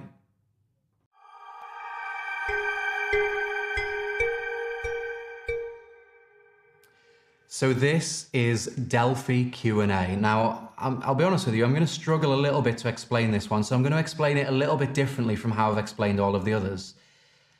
This is a one-person Q&A. So your spectator thinks of a question, they write it down, you apparently never see that question, and you are able to not only reveal the question, but also provide them with an answer. And then there's like a little beautiful deep bit of historical philosophy to end with. So one of my biggest inspirations is the Oracle of Delphi. She was the most powerful woman of ancient Greece. There were different oracles over time, and they'd always be at the Temple of Apollo. If there was a Temple of Apollo, they had an oracle. And the most famous one in history was in Delphi in Greece, where the Temple of Apollo was. And there would be the Pythia, the priestess. And to cut a lot, you can Google all of this, you can research it online, but to cut a long story short, people from all over would travel far and wide on certain times of the year to go to the Temple of Apollo. They would meet the oracle and they'd have questions, really important questions about their life, and the oracle would provide them with an answer. But the answers were never direct and straightforward and literal. They were always metaphorical, and they needed some time and some understanding, some time to think about and interpret. One of my biggest inspirations, and a few years ago I got a chance to go over to Greece and do a huge Q&A for a lot of people, and it was all themed around the Oracle of Delphi, and we were a stone's throw from a Temple of Apollo. So we could see the ruins of the temple, and we were in the same sort of space where the Oracle could have been. I had all of these people, I did a big Q&A, it was themed, it was even advertised as well. It said Louis Laval, Oracle of Delphi, and then there was this talk about the Oracle, and then a performance sort of reigniting that ancient tradition. And this is inspired by that. Now, of course, you don't have to do it in the same way that I do. You'll just have to think about how you're going to reword this and change this. But this is also helpful for anybody watching this that has struggled to answer questions. If you're doing readings and a spectator has a question, you don't know how to answer it, or you're doing a Q&A and you need to, like a Q&A style routine where your audience asks questions and you provide intuitive answers. This can solve that problem for you. All right, so what I have here is my pen, my two business cards. On one of them, I've written the words, know thyself. So this right here are the most famous two words of the Oracle of Delphi. The original quote, the original Oracle quote is this, and it's kind of beautiful and poetic. So the quote was, heed these words, you who wish to probe the depths of nature. If you do not find within yourself that which you seek, neither will you find it outside. Hidden in you is the treasure of treasures. Know thyself and you will know the universe and the gods. And the most important part of that whole message are the words, know thyself. And it's a beautiful way of answering questions, which we'll talk about later on. So I've written the words, know thyself.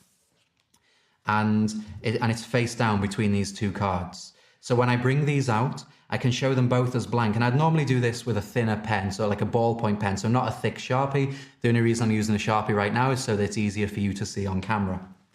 So you bring out the two cards and the pen, and you can very casually show both sides of these. This looks blank. And then you can do a very simple frustration count. So so this one's blank. The know thyself is face down on top.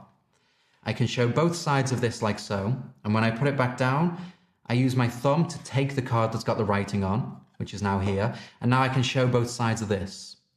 So basically, it looks like you're showing two blank cards, but one of them has the secret writing on. The one that you've ended up with here, you're going to fold it in half and then in half again, and you say to your spectator, now, I'd like you to think of a question, an important question in your life, something that you don't already know the answer to. And it has to concern you directly as well, something in your life. So it can't be about other people in your life or other people you know. You can't ask, when are Jack and Jill going to get married or anything like that. Something about you, something that you don't already know the answer to. I want you to think of a question. I'll give you a moment to do this and try and condense it into as few words as possible, because then you'll get the core essence of the question itself. I'll give you all the time you need to do this. I'm going to hand you this paper and this pen, and I want you to write down what this question is. Make it nice and clear. Put it as clear on the paper as it is in your mind. And when you've written that question, fold it back up again like so. I'm going to look away while you do this. I'll give you some privacy, and I don't want anybody else to see this either. So if you want to go and stand over there and do this, feel free. Whilst they're doing that, you take the other card, the one that says Know Thyself on it, and you be careful not to flash it. So when you pick this up, just in case any ink bleeds through, cover the back of it, and you're going to fold this up. Fold it in half, and then in half again, and place it on the table. So at this point, they've written their question. I'm just going to do a question mark at this point. So we'll do this here. So it's nice and clear for you to see. They've written their question. You take it, they hand it back to you, and you say, okay, now whatever is in here, whatever you've written is going to be important to you. So here's what we'll do. And then you're ready to do the over-the-top move. So here's the question. Whatever this is, I'm not going to ask you to say it out loud. I imagine it's personal and it's important to you. The other card I'm going to use to write an answer on. Even though I don't know your question, I'm going to give you an answer. So give me a moment to do this. And you take the pen, you open this up, and now look at what I've got here. This is their question. So even if it's upside down, I'll turn it the right way and I'll look at them, I'll go, okay, I've got it. And now I'm pretending to write an answer. Well, I'm gonna mime writing Know Thyself, because that's what's going to be written on that one. So as I'm miming, it's very easy to do two things at once here. I'm essentially reading their question whilst moving my hands in these two simple words, Know Thyself. And what I'm doing is to make it sound like I'm writing on the paper. The nib of the pen isn't actually touching it. I'm just pushing my finger forwards and I'm using my fingernail. So any sound they hear is not the pen touching the paper, it's just my nail scratching against it. So I'm reading the question and I'm miming the words Know Thyself. Or, something similar. It doesn't have to be perfect. And I say, okay, here's your answer, but I don't want you to read it just yet. And I pick up both of these and I say, put both of them in your pocket, leave them in there. So at this point, I know what their question is, and I've given them an answer, Know Thyself. So I look at them and say, okay, everything I'm about to do is inspired by ancient Greece, specifically the Oracle of Delphi. She was the most powerful woman of ancient Greece. People would travel from far and wide to come and ask her questions. Everybody from royalty to farmers. Anybody could turn up, they'd ask her a question, they'd get an answer. But the answers were never direct. They were always metaphorical and meaningful, and you had to really think about them to understand them. But in order for her to give you an answer, she first had to know the question. So think about this question now. Give me a moment to do this. And do any acting you need here. Any acting. Make this as believable and as real as possible. And here you can slowly start to reveal the question, because you've just read it all. You can reveal little specific details here and there. Don't reveal it exactly how they've written it. Just basically reveal enough to let them know that you now know what the question is. And then you can start to give them an answer. Now, the beautiful thing here is it doesn't matter what the question is. You need to, the answer is Know Thyself, which is basically understand yourself, look within yourself, know who you are and what the most important things about you are. Understand your identity, your sense of self, what's going on within you. Who are you truly? And that is how you'll answer any question ever. So, if the question was, am I going to be healthy in the future? Know Thyself. Well, only you can know the answer to that, because you know what's going on within your body and the decisions you'll make that can affect your health. Am I going to be wealthy in the future? Know Thyself. What decisions are you going to make now that could lead you to being wealthy? So you can give them an answer here. So basically the answer is Know Thyself, understand yourself, but you're not going to say those words. You're going to interpret it for them. You've already got the answer. Interpret it for them in a way that could answer the question. And you're not giving them a direct answer here, which is great because the Oracle never did. And you've just said this is inspired by the Oracle. But it's something for them to go away and think about. If the question was, am I going to be wealthy? You don't know that. You can't look at them and say yes or no. And if you do give them a definite answer, they're going to be satisfied. There's no reason for them to think about things afterwards. But if you've dressed this up in metaphor and meaning, and especially if you already have some reading techniques behind you that you can use here, you're answering the question through the answer of understand yourself, look within you, the answer is in you. And then once you've given them an answer, or once you've continued to talk and you can't think of anything else to say, you can say, now look, I have also written down an answer for you. But that answer didn't come from me. That came from the Oracle of Delphi herself. She said many incredible things that have been documented throughout history, but the two most famous words, the most powerful, most profound words that she ever said, I've written for you on that card there. But I don't want you to read this yet, because if you look at that right now, you're not in the right state of mind to receive it. And you might easily and very quickly dismiss it. It might not mean anything to you. So instead, wait until you're alone, or wait until later on tonight. Read your question again, really think about it, and then look at the answer and think about that too. And then, as you go about your days from there on, the answer will start to fall into place for you. The more you think about it and the deeper into this you delve, that is where you'll find your answer. So you won't find it outside anywhere, you'll find it within you. And everything you need is on that card. Thank you very much. And then you just leave them with that. It's beautiful. So, again, one more time. I won't go through all of that one more time. I saw Jack flinch then when he thought I was going to do that again. Just the handling. So, I've got my cards. One of them, let me just grab two more to make this clear. One of them says the words, know thyself. And just to save time, I won't write it again. Both of these are blank. The blank one is here, know thyself is there. You can show both sides of these. You can do a very simple frustration count just to make it look like both of these are blank. Blank one is now here, as you say, here's what I want you to do. Take this, you fold it up. Take this, write a question. If you can't remember the scripting, just go back to this previous, skip back 5 minutes and you'll see. They go and write a question. Whilst they're doing that, you pick this up and fold it. All right, so you've got a folded one that says know thyself, which goes on here. They come back with the question. You say, now I'm not going to ask you to read this out loud. I'm not going to ask you to say this out loud. It's personal and it's unique to you. The other card is for me to write on. So there's the move, right? So I've still got the question here now. This one is for me to write on. I'm going to give you an answer. Even though I don't know the question, I have an answer for you. You open this up, take the pen. You're going to mime your writing whilst you read this.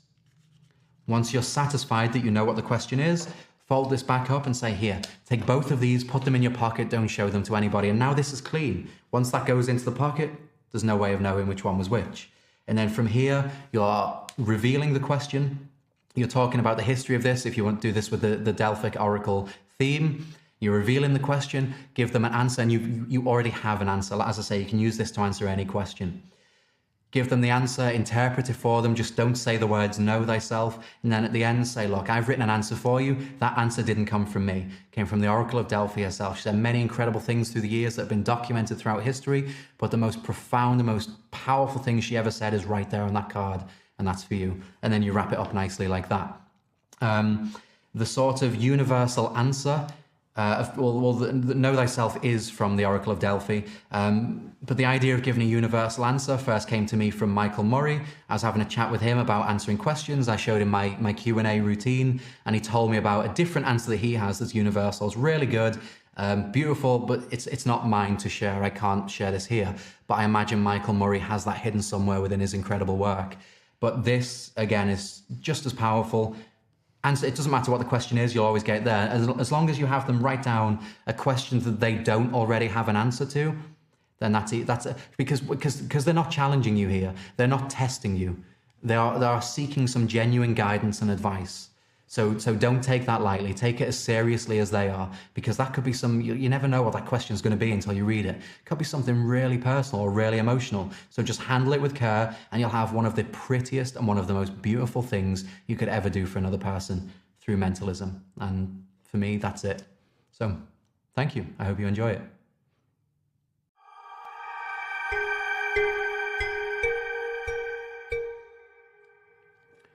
So hopefully now you can see that just this just this little move, it's so simple. But look at all of the things that I've shared with you here, and it doesn't just stop at that. There's so much more that you can do with this.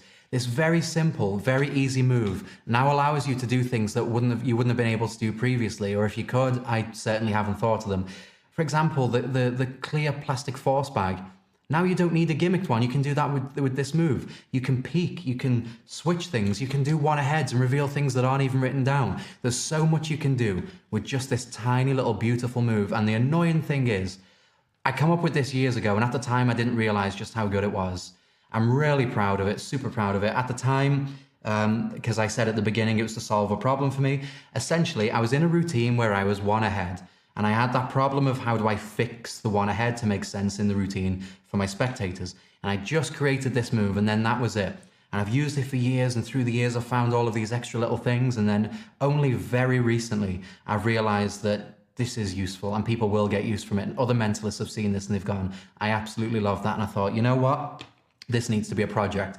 I have taught it in the past in smaller downloads, nowhere near as in much detail as this, just the move itself. But I realize now it deserves so much more than that. And I'm hoping that's what I've achieved with this project. And the only limits are your imagination. Now that you know the move, you can build entire routines around it. And it doesn't have to be just fixing a one ahead like it originally was. It can be to accomplish pretty much anything you want to achieve in mentalism. As long as you can justify having that other card there, which is very easy to do, as I'm sure you've seen, there's no limits to what you can do with this thing.